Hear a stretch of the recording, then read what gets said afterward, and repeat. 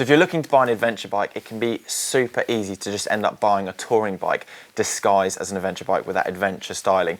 And it's usually going to have things like cast wheels, low ground clearance, plastic belly pans, and the wrong chassis geometry for off-road riding. A bike that doesn't have that problem is the new Honda Africa Twin, but at over 10 grand for the base model, it's a bit expensive for some people. But here is the next best thing.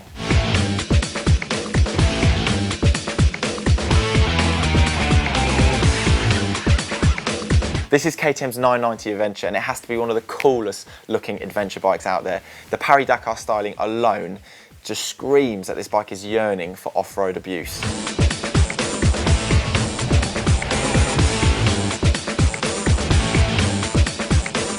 This particular bike's only got 4,000 miles on it and is priced at $5,895, roughly half the price of the Africa Twin.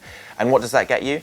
Brembo brakes with switchable ABS, KTM's WP suspension front and rear. This particular bike for sale has got Hepco and Becker panniers and top box, and of course it comes with KTM's knowledge of how to build a proper off-road bike. So on the road, this thing handles like a dream. It's got amazing front end feel, great balance, but then take it off-road and it's ready for some serious abuse, thanks to the huge amount of ground clearance it's got, and then also the fact that it's got an 18 and 21-inch wheel setup. The engine is KTM's LC8 unit. If you've ever seen LC4 and LC8 on the engines and wondered what they mean, the LC4 is basically KTM's single-cylinder engine. The LC8 is their V-twin unit. Now, before this 990 Adventure was the 950, not massively different from this bike, but this one benefits from a new cylinder, different crankshaft. It's also got fuel injection, so it puts out roughly 96 horsepower.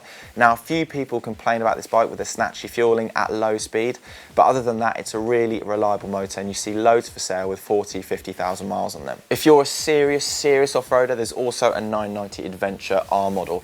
You get longer forks, so a bit more ground clearance. You lose the ABS, and they've also retuned the engine slightly, so you get a bit more horsepower. For most though, I think this is enough.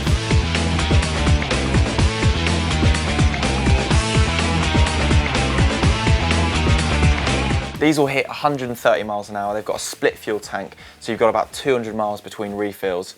But first and foremost, they're one of the most distinguishable and menacing looking bikes that you can buy full stop, especially in the orange or blue colour scheme. This bike is up for sale right now for $5,895 at Fastlane Motorcycles in Tunbridge, and if you're interested, I'd get a shift on because my own credit card is starting to make its way out my pocket.